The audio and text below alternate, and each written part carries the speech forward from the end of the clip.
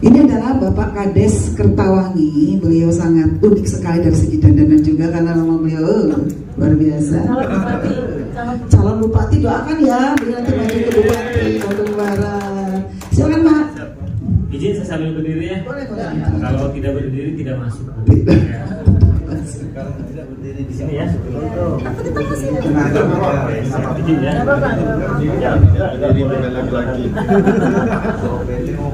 Bismillahirrahmanirrahim. Assalamualaikum warahmatullahi wabarakatuh. Semoga kesuksesan dan kebahagiaan menyertai kita semua.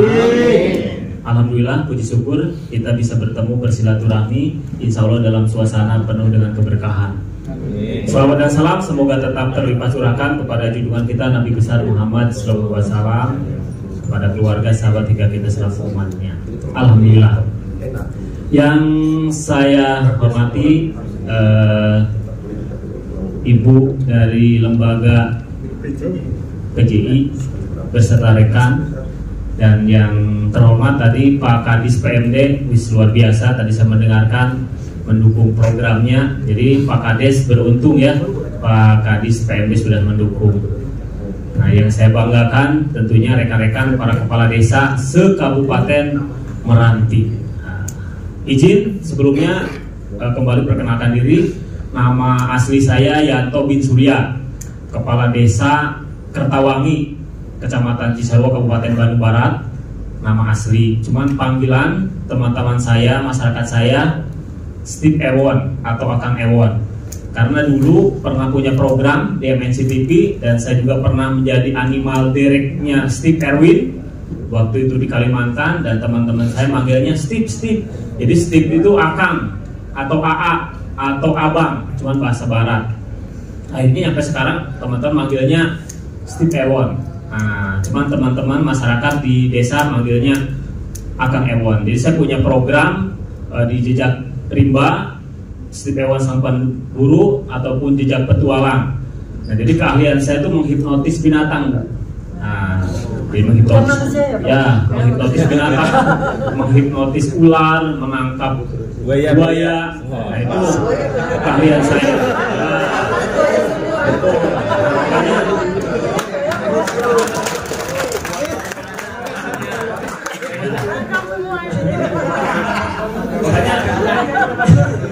Ya, buaya semua ya. Izin. Makanya beda kepala desa, itu beda kebijakan, ya. Beda inovasi. Kenapa? Karena latar belakangnya berbeda. Ada yang karena ketokohannya dia terpilih menjadi kepala desa, ada yang karena status ekonominya, wah dia bos terpilih menjadi kepala desa, ada yang karena preman menjadi kepala desa, ada yang karena ganteng bu seperti saya. Jadi saya terpilih menjadi kepala desa bukan karena saya bagi-bagi uang, tapi karena saya mampu menghipnotis masyarakat. Dan akhirnya alhamdulillah saya menjadi kepala desa sama seperti Bapak Ibu semua. Ya, datang ke sini, nah izin mohon maaf kemarin harusnya ketemu ya, karena kemarin satu memang ada pengukuhan perpanjangan masa jabatan, yang kedua, nah itu ada tamu kemarin itu dari Sumatera Barat juga, nah itu 80 kepala desa ke Kertawangi. Nah akhirnya ya sudah saya datang ke sini mengejar Ibu untuk bertanya-tanya lebih lanjut tentang program yang Bu Nurul kemarin sampaikan.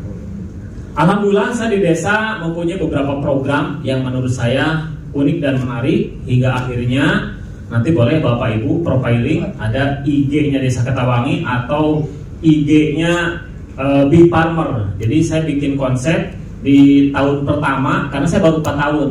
Tahun pertama saya bikin konsep namanya Kampung Kurang Sampah. Nama aktivisnya Pemburu Sampah.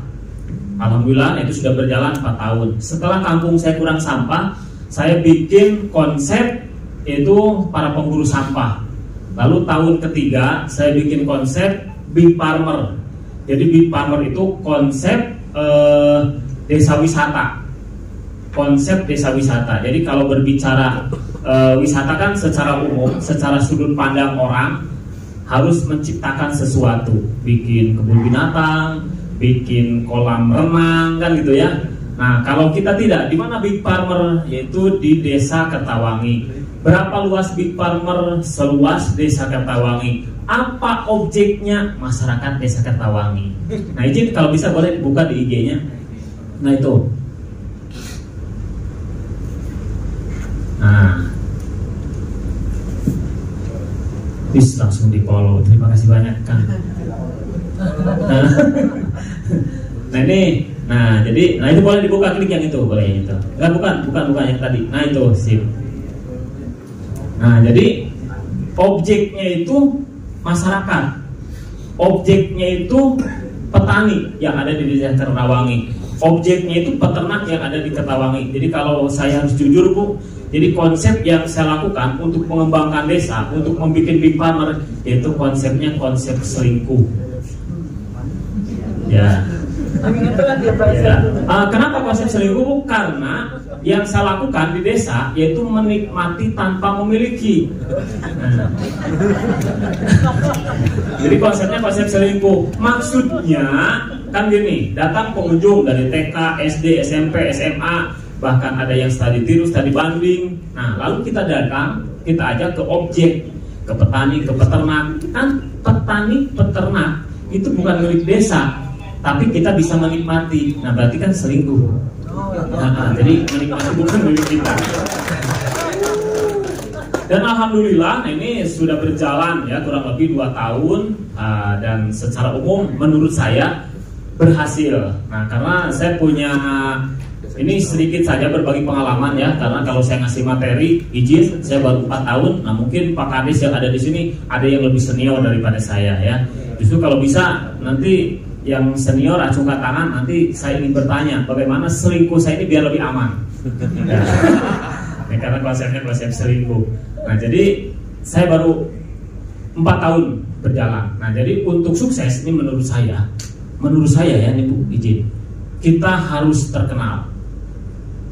Nah, kenapa? Karena dengan terkenal orang mengenal kita, akhirnya orang penasaran, dan akhirnya alhamdulillah dengan saya terkenal banyak beberapa pengunjung wisata datang ke desa saya. Ada 3 cara agar terkenal. Yang pertama yaitu menjadi yang pertama Bu. Oh, juara 1 pasti terkenal. Wih, lari juara 1 pasti terkenal. Yang kedua, nah itu menjadi yang berbeda. Kalau orang lain petugas kebersihan, kalau di desa kami pemburu sampah, berbeda. Wah, ada pemburu sampah. Kalau di orang lain tempat pengolahan sampah, wah saya ganti kampung kurang sampah, berbeda. Akhirnya alhamdulillah terkenal. Nah, gitu ya. Nah, lalu yang ketiga, nah agar terkenal itu menjadi yang luar biasa. Nah, alhamdulillah, nah dengan banyak orang yang datang, dengan kita punya kampung kurang sampah, akhirnya menjadi yang luar biasa. Nah, begitupun saya datang ke sini karena kemarin saya mendengar apa yang disampaikan oleh Bu Nurul. Wah, ini bisa menjadi yang pertama di Desa Kertawangi. Nah, ini bisa menjadi yang berbeda di Kabupaten Bandung Barat. Ini bisa menjadi yang luar biasa di Kabupaten Bandung Barat. Akhirnya saya datang ke sini tuh tadi pagi sudah berbincang ngobrol, yang tujuannya adalah bagaimana lembaga yang Ibu pimpin, nah itu untuk melatih desa kami juga. Ya, nah, biar lebih terkenal ya. Nah, jadi ya karena di Bandung Barat belum ada, jadi nanti saya jadi yang pertama, menjadi yang berbeda, menjadi yang luar biasa. Nah, jadi izin nanti Pak Galuh, nanti izin waktunya, Bu Nurul semuanya, pokoknya bagaimana caranya agar saya ini bisa lebih terkenal. Luar biasa. Nah, mungkin itu yang bisa disampaikan. Dan izin penutup, boleh saya cerita Bu? Nah, karena kebetulan saya pawang ular. Jangan panjang-panjang ceritanya. Ini nggak panjang. Ini nggak panjang, kurang lebih 2,5 jam ya. Nah, izin boleh Bu saya bercerita? Boleh. Karena saya pawang ular, saya pawang binatang, saya akan bercerita. Kebetulan di situ ada hutan, namanya hutan Burangrang. Luas. Tangkuban Perahu ada yang tahu? Tahu. Nah, itu bagian dari Gunung Burangrang, jadi bersebelahan. Ceritanya begini Bu, saya akan ajak Bapak Ibu semua yang hadir di sini ikut berpetualang dengan saya, karena kebetulan saya petualang. Petualangnya kemana? Yaitu ke Situ Lembang, tepatnya di tengah-tengah Gunung Burangrang. Setuju Bu? Bapak setuju? Oke, karena setuju, mari kita berjalan. Akhirnya saya bersama Pak Kades dari Kabupaten Meranti berjalan menuju hutan Burangrang. Berjalan menuju lembah, naik gunung, turun gunung, ketemu pohon besar, pokoknya asri. Berbagai macam binatang ada di sana. Lalu setelah beberapa jam kemudian kita datang ke situ Lembang yang kita tunggu, yang kita tuju. Nah, tiba-tiba ada pohon besar. Mari kita berteduh, karena gerimis sedikit. Berteduh dengan bapak-bapak, dengan Pak Kades semua di bawah pohon tersebut. Tiba-tiba pas melangkah ke bawah pohon, Bu, ada anak burung. Ada apa? Anak burung. Burung apa tuh, Pak? Saya juga bingung, itu burung apa? Ya, burung apa, Pak? Ada yang tahu? Burung puyuh. Tidak tahu burung puyuh, tidak tahu burung perkutut. Yang jelas itu burung masih anak, Bu. Akhirnya setelah kita menikmati situ Lembang, hutan Burangrang, kita bingung karena ada anak burung pas lihat ke atas karena hujan susah untuk naik. Akhirnya kita bermusyawarah, Bapak Ibu, bagaimana kalau burung ini kita bawa? Setuju tidak? Setuju. Ada yang bilang setuju, ada yang bilang tidak setuju. Akhirnya karena kita musyawarah, ambil keputusan yang banyak, keputusan bersama, sepakat kita bawa. Pak Kades, burungnya kita bawa pulang, kita pegang. Akhirnya burungnya kita bawa pulang. Lalu di perjalanan, karena di hutan, ketemu babi hutan. Karena kebetulan Steve Ewon itu, Kang Ewon itu orangnya humoris, suka bercanda. Hei babi hutan, saya bawa burung. Coba tebak burungnya hidup atau mati? Kata si babi hutan, mati. Wah, udah biarin. Ayo kita jalan lagi. Jalan terus. Tiba-tiba ketemu monyet, karena memang di sana dekat Curug Cimahi banyak monyet. Karena suka bercanda, akhirnya teman-teman Kades dari Meranti sama ikut bercanda. Hei monyet, ini burung yang saya pegang hidup atau mati? Kata si monyet, mati. Kata monyet yang lainnya, mati. Kita jalan lagi. Lalu ketemu harimau, karena memang di sana masih ada Panthera pandus melas atau macan kumbang ya. Kalau Bapak Ibu mau main ke sana boleh. Realnya mau main ke sana boleh. Di sana tuh betul-betul masih ada macan kumbang. Hei macan, ini hidup atau mati? Kata si macan, ada yang bilang hidup, ada yang bilang mati, karena macannya banyak waktu itu. Terus lagi berjalan di perkampungan, ada sapi, ada ayam, ditanyakan hidup atau mati? Hidup, ada yang bilang mati. Lalu sampailah ke terminal atau ke desa Ciburuy kemarin ya. Wah, nyampe lagi Ciburuy. Lalu si burung itu masih dipegang dan kita bingung. Kita bermusyawarah lagi. Oh ini hidup atau mati burungnya? Hidup atau mati burungnya? Semua kebingungan. Ini mau dibawa kemana? Akhirnya saya pun di sini bertanya. Izin dengan Bapak siapa? Pak Silyanto. Wah sama dengan saya. Yanto juga ujungnya Pak. Burungnya hidup atau mati? Saya bawa burung.